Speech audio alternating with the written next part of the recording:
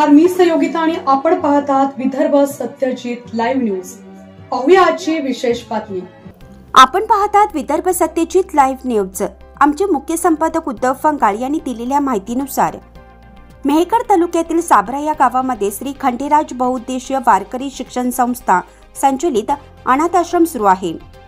2019 पासून हरिभक्तपरायण वैष्णव सेवक सहदेव महाराज ठोकरे यांनी हे अनाथ आश्रम सुरू केलेला आहे। या अनाथ आश्रमामध्ये मुले व मुली असे मिळून जवळपास 75 आहेत। मेहकर तालुक्यासह महाराष्ट्रातील कानाकोपऱ्यातून या ठिकाणी मुले व मुली सांस्कृतिक धार्मिक शिक्षण घेत असतात। मात्र या ठिकाणी विद्यार्थ्यांना राहण्याची अडचण आहे। सध्या हे विद्यार्थी झोपडीमध्ये राहतात। या संदर्भात विदर्भ सत्यजित लाईव्ह न्यूजचे संपादक उद्धव फंगाळ यांनी आश्रममध्ये जाऊन सर्व परिस्थितीचा आढावा घेतला। यावेळी सहदेव ठोकरे महाराज यांनी आश्रमबद्दल संपूर्ण माहिती सांगितली। या ठिकाणी विद्यार्थ्यांना राहण्याची जेवणाची सर्व व्यवस्था दानशूर व्यक्तींकडून किंवा भजन कीर्तन झाल्यावरच भोजनाची व्यवस्था होत आहे, असे सहदेव ठोकरे महाराज यांनी सांगितले। मात्र विद्यार्थ्यांची राहण्याची या ठिकाणी अडचण आहे, त्यामुळे दानशूर व्यक्तींनी किंवा शासनाने या ठिकाणी विद्यार्थ्यांची राहण्याची व्यवस्था करावी। याबरोबरच सहदेव ठोकरे महाराज यांनी आश्रमाबद्दल सविस्तर माहिती दिली।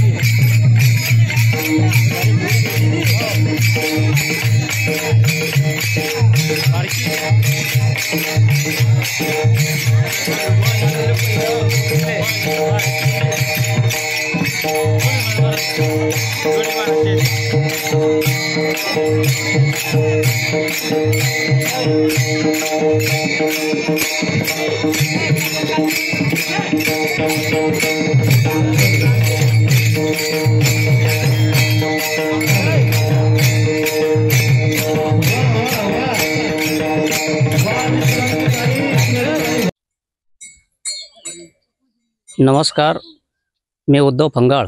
आपण पाहत आहात विदर्भ सत्यजित लाईव्ह न्यूज। आज आपण आलो आहोत मेहकर तालुक्यातील साबरा या गावामध्ये। आपली आजची बातमी एक सांस्कृतिक, एक धार्मिक आणि अगदी बाल वयापासून तर 12वी पर्यंत जे विद्यार्थी आहेत त्यांना एक संस्कृतीचे धडे देण्याचं काम या ठिकाणी साबरा गावामध्ये गेल्या अनेक वर्षापासून सुरू आहे। श्री खंडेराव बहुउद्देशीय वारकरी शिक्षण संस्था द्वारा संचालित अनाथ आश्रम या ठिकाणी सुरू आहे। या संस्थेमार्फत हबप वैष्णव सेवक सहदेव महाराज ठोकरे यांच्या माध्यमातून 2019 पासून हा कार्यक्रम यांनी या ठिकाणी सुरू केलेला आहे। महाराज आपल्या सोबत आहेत। मी या ठिकाणी अगोदर येऊन सर्व माहिती घेतलेली आहे, मात्र एक सविस्तर आश्रमाची माहिती, एक धार्मिक संस्कृतीचं शिक्षण किंवा इतर काही गोष्टी असतील आश्रमाबद्दल तर आपण त्यांच्या सोबतच काही गोष्टी जाणून घेऊ। महाराज जय हरी। जय हरी। काय नाव आपलं? मी हरिभक्तपरायण सहदेव महाराज ठोकरे। बर, तुमचं मूळ गाव कोणतं? मूळ गाव हेच आहे माझं। बर, आता शिक्षण काय झालेलं आहे तुमचं? मी फक्त 4था वर्ग शिकलेलो आहे। आता ही जे तुम्ही आश्रम या ठिकाणी अनाथ आश्रम चालू केलेलं आहे, एक धार्मिक संस्कृती बालपणापासून विद्यार्थ्यांना म्हणजे मुलांना मुलींना एक संस्कृतीचे धडे म्हणजे धार्मिक संस्कृती, भजन असो कीर्तन असो या गोष्टीबरोबर शालेय शिक्षण सुद्धा त्यांचं चालू आहे. ही कल्पना तुमच्या मनात आली कशी? मी वयाच्या 9 वर्षापासून परमार्थातच आहोत बर. आणि कैवल्य सम्राट चक्रवर्ती ज्ञानोबाऱ्यासोबत बर. आमचा पायी दिंडी सोहळा असतो. बर. आणि या कोरोना काळामध्ये हा पायी दिंडी सोहळा बंद पडला. बर. आणि बंद पडल्याच्या नंतर मग वारी ही नव्हती. हो. आणि कुठेतरी आपण काहीतरी करावं. आपल्याकडं जगाच्या मालकानं आपल्याकडे जे काही कला दिलेली आहे किंवा ज्ञान दिलेलं आहे बरोबर, ते इतरांनाही देण्याचा प्रयत्न केला. बर. आणि हा एकल्याचा खेळ नाही. आमचं पूर्ण कुटुंब या आश्रमाच्या माध्यमातून झटत आहे. बर. इथं कुठलाही शासकीय माणूस नाही. बर. सर्व कुटुंब यांचा आणि आमची भोजनाची व्यवस्था देखील वेगळी अजिबात नाही. बर. आणि त्याचबरोबर परिसरातली बरीचशी साथ मिळते. आतापर्यंत या आश्रमाला शासकीय कुठल्याच प्रकारची मदत 1 रुपया सुद्धा नाही. सिंधुताई सपकाळ सांगायच्या की बाबा मी जर भाषणाला गेले तरच मला राशन प्राप्त व्हायचं. आमचं सुद्धा तसंच आहे. भजन नाही तर भोजन नाही, भजन आहे तर भोजन आहे. या वारकरी शिक्षणाच्या माध्यमातून जो काही पैसा उपलब्ध होईल कीर्तनाचा, प्रवचनाचा, त्या माध्यमातून यांची 3 टाइम इथं भोजनाची व्यवस्था आहे, राहण्याची व्यवस्था आहे, शाळेची व्यवस्था आहे, दवाखान्याची व्यवस्था आहे. महाराज मुलं आणि मुली किती येतात? आपल्याकडे 18 मुली येतं, बाकीचे मुलं आहे. असे एकूण 75 मुलं मुली आमच्याकडे आहेत. कोणकोणत्या गावचे सर? पंचकृषीतले ते आहेत. इकडे संभाजीनगर असेल, अमरावती असेल, पंढरपूरच्या पुढं 65 किलोमीटर गाव आहे नंदेश्वर म्हणून, तिथून सुद्धा आहे. आणि आपल्या या परिसरातले गणपूर असेल, दादुलगावन असेल, अंजनी असेल, मेहकर असेल, शेनला असेल, या परिसरातले सुद्धा आहे. तर 75च्या 75 देखील अनाथ नाही. त्यापैकी 32च मुलं अनाथ आहेत, बाकीच्यांना आई वडील आहेत. आता हे जे मुले मुली आहेत तुमच्याकडे, यांचं अगदी कपड्यापासून, राहण्यापासून, आंघोळीपासून जे काय असेल ते जेवण खावणं, दैनंदिन जो खर्च आहे समजा, हा चालवता कसा तुम्ही? हा भजनाच्या माध्यमातून, तुमच्यासारख्या दात्याच्या माध्यमातूनच. मी म्हटल्यापरता मी काहीच करत नाही. सगळं करून घेणारे माऊली आहेत. फोडिले भांडार धन्याचा हमाल, मी तो हमाल भारवाही. तुमच्यासारखे जे कोणी असेल, कोणी वाढदिवस साजरा करते, तिथून नाही तर कीर्तनाला भजनाला गेलेलं मानधन हे निश्चितच, मुलाचं जरी कीर्तन असेल, मुलीचं जरी कीर्तन असेल, आमच्या विद्यार्थ्याचं, ज्यांना 1 रुपया जरी भेटला तर तो माझ्याजवळच आणून दिला जाते. कारण की कुठल्याच मुलांना, ज्यांना आई वडील आहेत अशांनाही तर फी नाही, आणि ज्यांना नाही त्याचा तर प्रश्नच येत नाही. हे मुलं आणि मुली जे आहेत ते किती असं भजन कीर्तन असे किती मुलं मुली शिकलेले आहे समजा, एक लहान वयापासून समजा किती शिकलेले असतात? आता आपल्या जसं आश्रम सुरू झालं, तर सुरू झाल्यापासून आपल्याकडं 4 मुली उत्कृष्ट कीर्तनकार झाल्यात. त्यापैकी नामवंत कीर्तनकार आदरणीय हरिभक्तपरायण शीतलताई झरेकर असतील, आदरणीय हरिभक्तपरायण ज्ञानेश्वरीताई बोबडे असतील, आदरणीय हरिभक्तपरायण उषाताई पाटील असतील. म्हणजे नामवंत कीर्तनकार आहेत. आदरणीय हरिभक्तपरायण पंढरीनाथ महाराज मिटकरी असतील. 9 मुलं आणि अशा 6 मुली इथून कीर्तनकार होऊन गेल्यात. आपल्या आश्रमामध्ये असं एक जातीपातीचा काही हे आहे का? कुठल्याच प्रकारचा जातीचा, कुठल्याच प्रकारचा संबंध अजिबात नाही. सकलाची येथे आहे अधिकार, कलियुगी उद्धार हरीच्या नामे. उद्धार करण्याकरता, भगवान परमात्म्याचं नामचिंतन करण्याकरता आणि सेवा करण्याकरता कोणाचीच जात पाहिल्या जात नाही. न पाये याती कुळाचा विचार, जसे ज्ञानोबा सांगतात की कोणत्याच कुळाचा, कोणत्याच जातीचा अजिबात इथे विचार केला जात नाही. आणि मुलं सुद्धा जातीभेद अजिबात आमचा करत नाही. मुली सुद्धा जातीभेद कोणताच करत नाही. आश्रमात आल्याच्या नंतर मुलं सुद्धा मुलींना बहीणच मानतात. मग ती कोणत्याही समाजाची असो, मुलगाही कोणत्या समाजाचा असो, भावा बहिणीप्रमाणेच गुण्या गोविंदानं राहतात. तुम्ही मुलासंगही आमच्या चर्चा करू शकता. हे दानशूर व्यक्ती जे आहेत समजा, म्हणजे समाजामध्ये दानशूर व्यक्ती असतात, ते काही आपल्याला मदत करतात का? नाही, म्हणजे मदत म्हणजे आतापर्यंत मदत हे जे चालू आहे, मी तर तुम्हाला पहिलेही सांगितलं आणि आताही सांगतो की कीर्तनाच्या भजनाच्या माध्यमातूनच हे चालू आहे. दानशूर व्यक्ती देऊन काय देणार आहे? अन्नदानाच्या व्यतिरिक्त काही देऊ शकत नाही. पैसा तर तुम्ही पाहताच, कारण की पैसा जर आला असता तर तुम्हाला इथं वास्तू दिसली असती. आता इथं राहण्याची तुम्ही पाहिलं डोळ्यानं, तर इथं राहण्याची आपसोय आहे फक्त आमच्यावाली.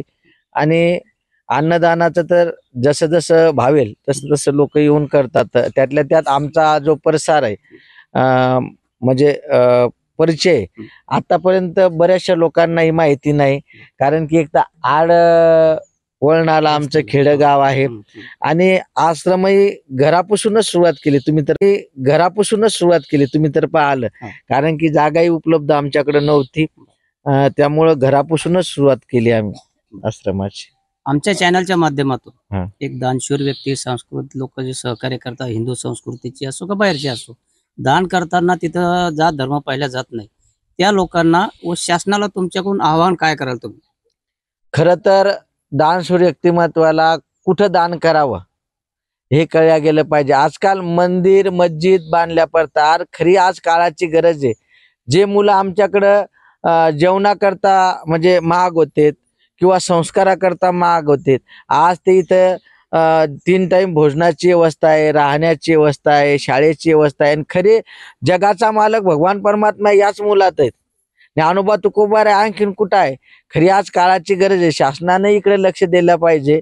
कारण की आज मंदिराकरता मस्जिदीकरता आपण बऱ्याचशा ठिकाणी पैसा वाहतो, पण आज भविष्य ज्ञानोबा तुकोबा आज हेच मुलं आहेत की ज्याला कुठल्याही प्रकारची मदत नाही. शासनाने इकडे लक्ष दिलं पाहिजे. हे होते सहदेव ठोकरे महाराज आपल्यासोबत. एक अनाथ आश्रम 2019 पासून या ठिकाणी सुरू आहे. एक 5व्या किंवा 6व्या वयापासून म्हणजे 1ली पासून ते 12वी पर्यंत मुले आणि मुली या ठिकाणी शिक्षण घेतात. त्यांचा राहण्याचा, कपड्या लत्याचा, पुस्तकाचा, जेवणाचा सर्व खर्च ते भजन कीर्तन यांच्या माध्यमातून करत आहेत. त्यांच्याजवळ या ठिकाणी जागा सुद्धा शासनाची कोणती उपलब्ध करून दिली नाही. त्यांचं महाराजचं जे स्वतःचं घर आहे त्या घराच्या पाठीमागचा भाग त्यांनी या विद्यार्थ्यांसाठी, मुला मुलींसाठी अगदी नयनरम्य आणि सुसज्ज असा तयार करून ठेवलेला आहे. सकाळी त्यांचा रियाज होतो, म्हणजे त्यांचं पठण कीर्तन वगैरे सकाळ आणि संध्याकाळी, आणि दिवसा हे विद्यार्थी शाळेमध्ये जातात. असा त्यांचा उपक्रम या ठिकाणी सुरू आहे. शासनाने आणि दानशूर व्यक्तीने अशा धार्मिक कार्यक्रमासाठी आणि संस्कृती, एक भारताची संस्कृती जपण्याचं काम हे सहदेव ठोकरे महाराज गेल्या अनेक वर्षापासून करत आहेत. आणि दानशूर व्यक्तींनी सुद्धा फुलाची पाकळी त्यांना देण्याचा प्रयत्न यापुढे करावा. अन्नदान रूपात करावा, आर्थिक रूपात करावा, किंवा इतर विद्यार्थ्यांना किंवा मुला मुलींना जे काय कपडे लत्ते वगैरे लागतात त्यांनी लोकांनी या ठिकाणी करण्याची गरज आहे. माझ्या चॅनलच्या माध्यमातून मी सर्वांना आवाहन करतो की या अनाथ आश्रमाला सर्वांनी आपापल्या परीने, मेहकर तालुका नव्हे तर बुलढाणा जिल्हा आणि महाराष्ट्र किंवा महाराष्ट्राच्या बाहेरच्या लोकांनी सुद्धा या ठिकाणी दान धर्म देण्याचा प्रयत्न करावा. महाराज, तुम्ही आमच्यासोबत थोडा वेळ दिला त्याबद्दल तुमचे धन्यवाद. जय हरी. बातमी आवडल्यास लाईक करा, शेअर करा आणि सबस्क्राईब मात्र नक्की करा.